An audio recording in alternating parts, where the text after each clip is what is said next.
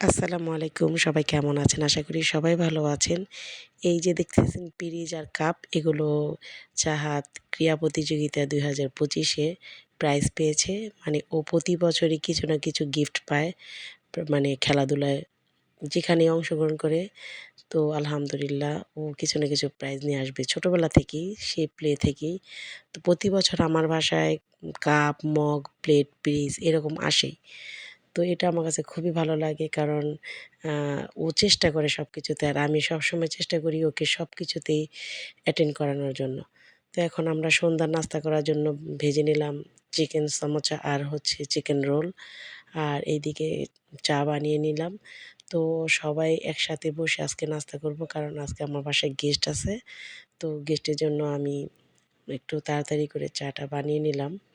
তো এখানে চাহাত আমাকে সব কিছুতে হেল্প করে। এই যে চাটাও চাহাত ঢেলে দিচ্ছে, আর আমি এগুলোর সাথে চিনি আর দুধ মিশিয়ে নিচ্ছি। তো যাই হোক, আমি সবসময় চেষ্টা করি মেয়েকে সব কাজেই মানে উৎসাহ দেওয়ার জন্য, যে ও সব কিছু শিখুক। কারণ মেয়েরা আজকাল আ কোনো কাজে পিছিয়ে নেই। তো খেলাধুলা বলেন, চিত্রাঙ্কন বলেন, যেকোনো প্রতিযোগিতায় চাহাত এগিয়ে আছে আলহামদুলিল্লাহ, রান্নাবান্নাতেও। তো এই যে সসটা দেখলেন, এই সসটা কিন্তু চাহাত নিজেই বানিয়েছে। এটা কিন্তু টমেটো সসের সাথে ও আরও অনেক কিছু ভ্যারাইটিস অনেক কিছু মিশিয়েছে, ধনেপাতা, কাঁচামরিচ, মানে এটা ও নিজেই বানাইছে বাসায় খাওয়ার জন্য। তো এটা খেতে খুবই সুস্বাদু আর কি, একটু স্পাইসি।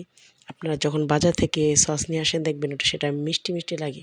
কিন্তু এই সসটা খেতে একটু ঝাল, ঝাল লাগে। আর আমরা এটা খেতে খুবই পছন্দ করি।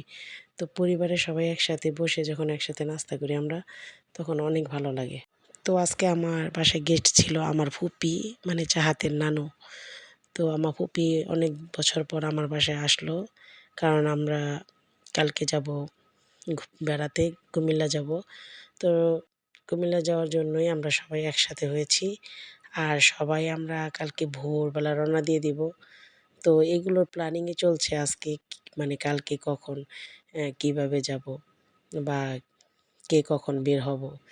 তো যেহেতু একটা বিয়ে-শাদির বাসায় যাচ্ছি, তো বাড়িতেও আমাদের নিজেদের বাসায়ও একটা বিয়ে আমেজ চলতেছে। সব কিছু গোছানো শেষ। ইনশাআল্লাহ কালকে সকালে রওনা দিয়ে দিব।